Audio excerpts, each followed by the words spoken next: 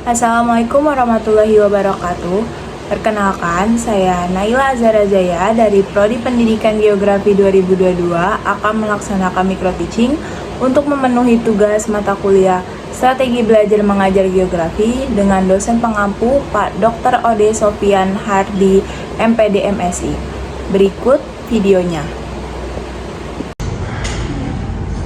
Assalamualaikum anak-anak. Waalaikumsalam, Bu. Apa kabar kalian hari ini? Baik. Dulu ya. Sebelum memulai pembelajaran, boleh ketua kelas Gian memimpin doa? Baik.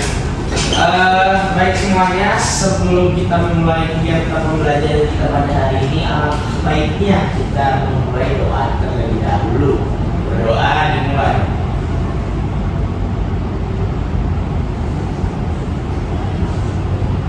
Berdoa selesai.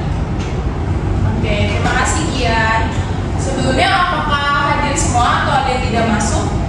Ada semua. Alhamdulillah kalau gitu ya. Oke.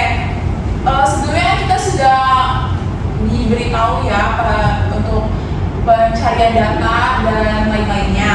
Dan sekarang kita akan coba nih, Ibu mau tes apakah kalian masih ingat materi keanekaragaman hayatinya atau enggak ya? Coba kita tonton dulu video.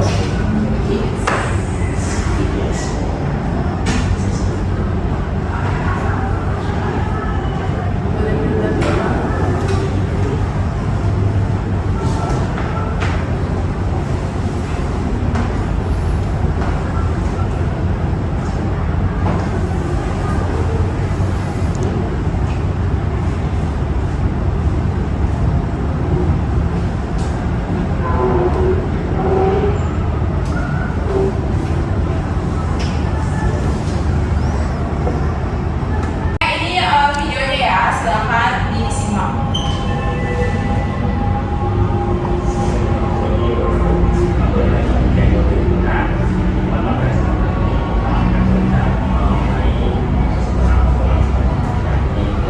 Ibu, suaranya iya dulu ya.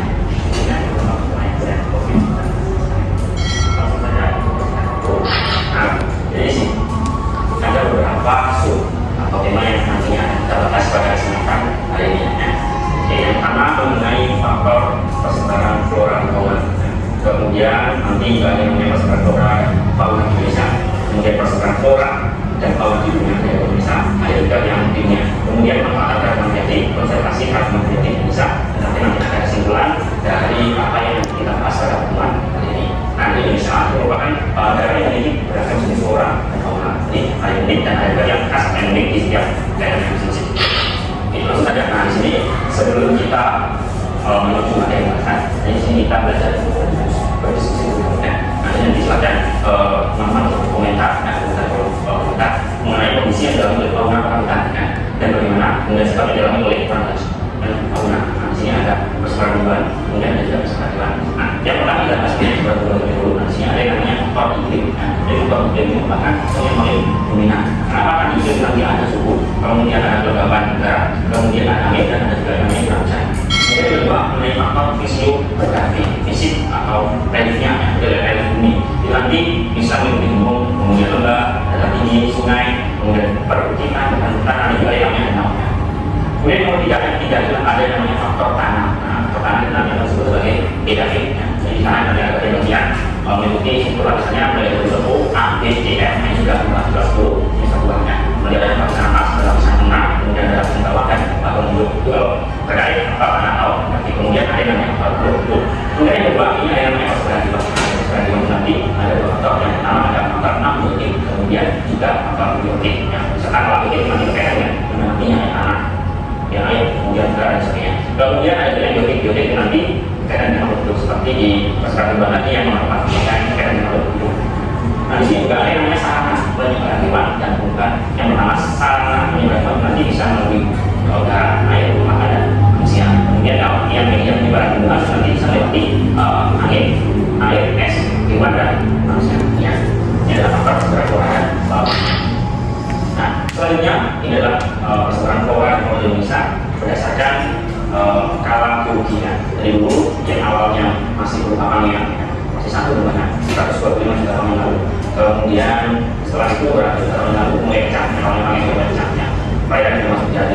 Kemudian satu kita minta tahun lalu itu sudah mulai berkembangnya.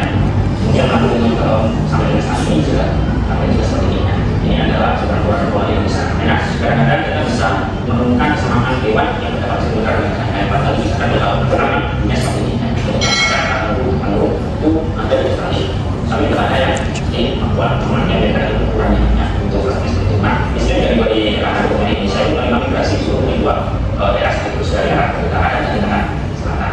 Kalau migrasinya itu pada daerah utara dan selatan. Kemudian Indonesia sendiri dan dibagi menjadi tiga bagian yang ada di barat, Indonesia Tengah, dan Indonesia Timur. Nah, itu merupakan tipe fauna dan flora yang dapat di Indonesia bagian barat. Yang pertama ini adalah fauna ada gajah, harimau, kakapil, rusa, berombu, rantang, bunga, sialan, tua, dan macan tutul. Ini kalau yang bagian faunanya. Kemudian juga ada flora yang penting, sampai kemudian ada mata lumut, kemudian ada jamur, pakua, pohon jati, bunga, kayu putih, swat, dan rafflesia apophis. Gambar pada anak ini.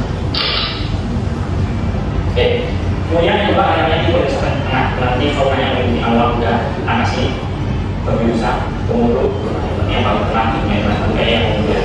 Kemudian untuk floranya nanti meliputi langsai kayu hitam dan akasia adriatik, kemudian ada bonekoi, kepala, kayu manis, kenari, dan longkang. Ini.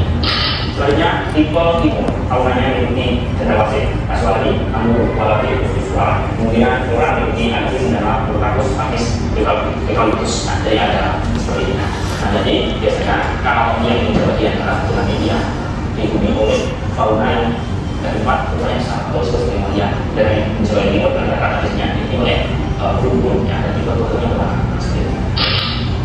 Nah, itu merupakan peta persebaran flora dan fauna di dunia. Di sini sudah ada warna yang menunjukkan istilahnya hipotenya, apalagi bagian dari tertentu yang terdapat di dunia. Dari mulai dari yang namanya enggak keren ini, kemudian ada yang hijau taiga, kemudian ada yang ungu, kemudian hutan dan sedang, kemudian ada hijau yang gelap, ada rumput dan seterusnya. Teman-teman bisa melihat peta yang ada dunia dengan cara membentukkan warna yang dapat di ada beberapa kemudian utaranya kalau nanti namanya dari sebelah atas dan selatan yang bentuknya ada dalam garis balik selatan. Ini ada yang dan berdasarkan warna yang dapat ditemukan. Next, selanjutnya persebaran flora dan fauna di dunia. Ya, jadinya nanti kalau misalnya kita belajar dari kotnya Indonesia tadi masuk di pori yang ini. Kemudian Afrika nanti ada Ethiopia. Kemudian Palearktik nanti di Alpanya. Kemudian ada Arctic, kemudian ada tropik dan oceanis. Jadi ada 6 orientas, Ethiopia, Palearktik, Nearktik, tropik dan oceanis. Jadi bisa melihat berdasarkan negara-negara yang ada di sini. Kita namanya orang berani. Nah, selanjutnya kita masuk ke pemanfaatan keragaman hayati. Nah, ini adalah pemanfaatan keragaman hayati itu adalah saja yang pertama adalah sebagai sumber pembangkitannya. Ini secara nasional ini bisa digunakan baik. Ini ada konservasi keragaman hayati di Indonesia. Indonesia itu memiliki 10% spesies tumbuhan beruang. Persenisikan 15% ini serangga, 5% spesies bambu Indonesia. Kemudian itu merupakan konservasi keragaman hayati di Indonesia berdasarkan Undang-Undang Nomor 6 Tahun 2007 bahwasanya kawasan yang dilindungi atau dikonservasi bagi pelestarian alam terbagi dalam dua kelompok utamanya. Pertama adalah kawasan suara alam, yang kedua adalah kawasan pelestarian alam.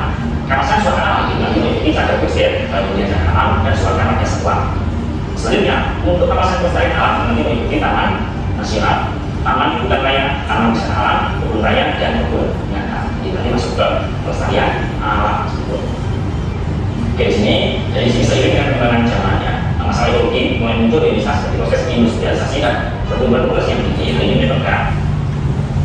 Oke, tadi kan sudah mendengar videonya ya. Sekarang Ibu mau memberi pertanyaan. Kita kuis kecil-kecilan, oke?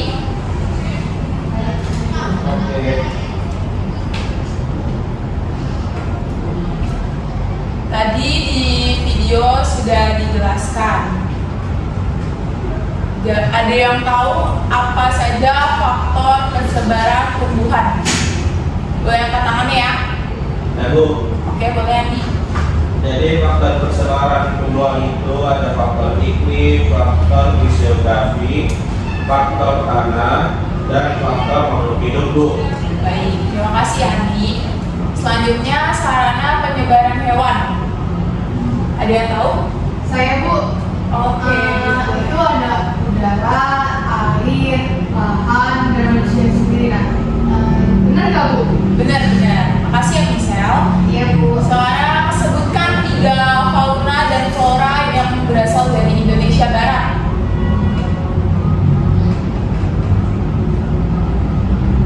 Bu, Oke, Pipi. faunanya ada gajah, harimau, dan badak Bu.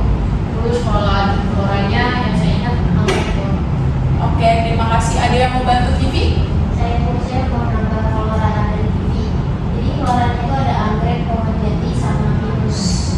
Oke, terima kasih ya Dinda. Sekarang sebutkan 3 flora dan fauna di Indonesia Tengah. Saya Bu, ada anoa, kuda, komodo, harimau ikan, sama kala dan badak. Oke, terima kasih. Sekarang 3 flora fauna di Indonesia Timur. Saya Boleh Gian? faunanya ada cendrawasih, kasuari, sama koala. Oke, tadi kan Andi sudah jawab ya, gantian ya, lupa. Floranya ada iguana, apis, dan agatis. Terima kasih Gian dan lupa. Sekarang siapa yang mau menyebutkan 2 persebaran flora di dunia? Oke, terima kasih Taris. Dalam persebaran fauna di dunia, Indonesia masuk dalam kawasan apa? Sekarang sebutkan 1 contoh kawasan pelestarian alam. Oke, wah berarti udah pada paham ya untuk materinya. Sekarang ada yang ingin bertanya? Tidak ada. Oke, sekarang kalian sebelum lanjut presentasi mengenai data kembali, data utama dan data pendamping, kalian bisa duduk berkelompok terlebih dahulu ya. Silakan duduk berkelompok. Kan? Nah, duduk. Yang gimana? Triknya aja 4, 1 buang. Oke. Kalau ini 4, sisanya semua. Ya, 2, 1. Ya udah nggak apa-apa. Udah ada di sini. Alas. 3, 2, 1. Action. Ngapain deh? Sekarang sudah duduk berkelompok kan ya? Sudah ada Bu. Nah, di pertemuan sebelumnya sudah diberitakan untuk pengumpulan data secara benar ya? Betul nggak? Sekarang silakan diskusi terlebih dahulu data mana yang akan kalian jadikan sebagai data utama dan mana yang akan menjadi data pendamping. Ibu beri waktu 5 menit cukup? Cepetan Bu. Cepet 5 menit Bu. 10 menit, kelamaan itu Bu. Kalau 7 menit gimana?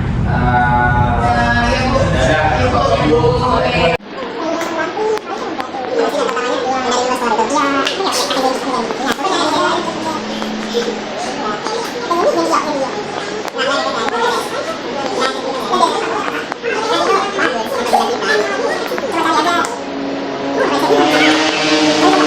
Oke, untuk waktu diskusi sudah habis ya. Silakan hadap ke depan lagi dan dengarkan Ibu bicara. Karena kalian sudah mendiskusikan data yang akan dipilih untuk menjadi data utama dan data pendamping, Ibu mau setiap kelompok mengirimkan 1 perwakilan untuk menyebutkan datanya dan alasan memilih data tersebut. Bagaimana? Ada yang ingin bertanya? Saya Oke, Bu. boleh. Bisa. Saya mau tanya, boleh bawa kertasnya kan Bu? Kesepakatan dari kalian, bagaimana kalian setujunya? Sulit aja, sulit. Oke, kalian bawa kertas ke depan ya. Sekarang kelompok yang mau maju, kelompok siapa nih? Kelompok 1 Bu, kelompok 1 Bu. Kelompok 2 Bu. 1.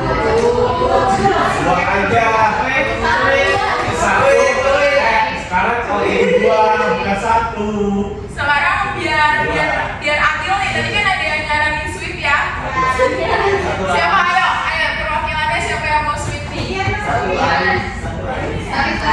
Ayo lah. Gas lah. Gas. Anis sama kamu ya. Ayo. Kacau. Jangan maju. Dari siapa yang? Satu. Dari kelompok 1 boleh maju ya. Dari yang menang aja. Tuh kan. Ayo. Dua kalah. Maju ya. Anis benar ya? Dengan bobo politik. Ayo maju.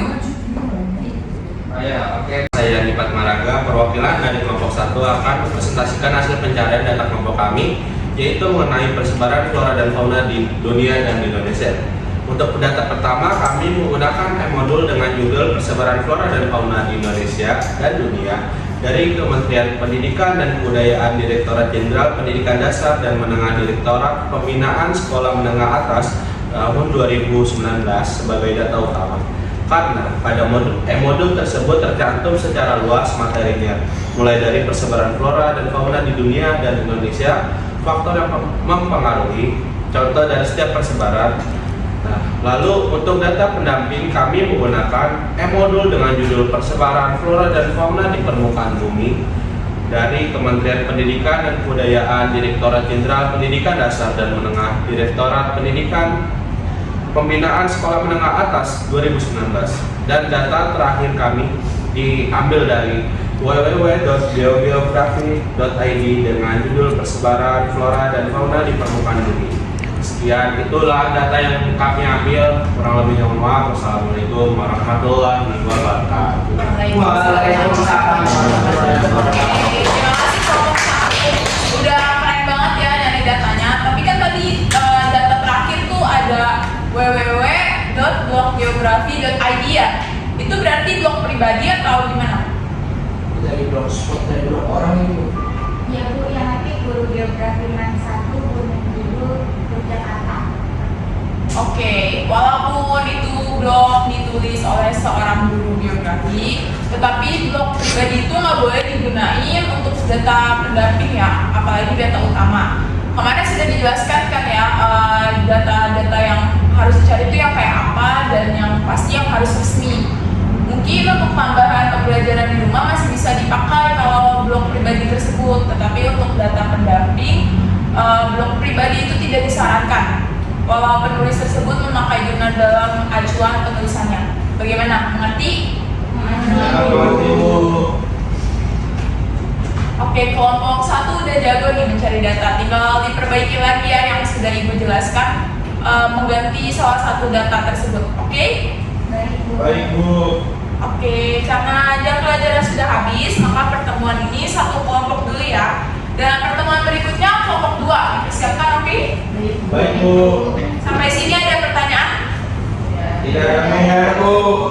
Baiklah, karena tidak ada yang ingin bertanya, sekian untuk pertemuan kali ini. Untuk pertemuan selanjutnya kelompok 2. Oke, terima kasih. Silakan istirahat. Wassalamualaikum warahmatullahi wabarakatuh. Waalaikumsalam warahmatullahi wabarakatuh. Terima kasih Bu.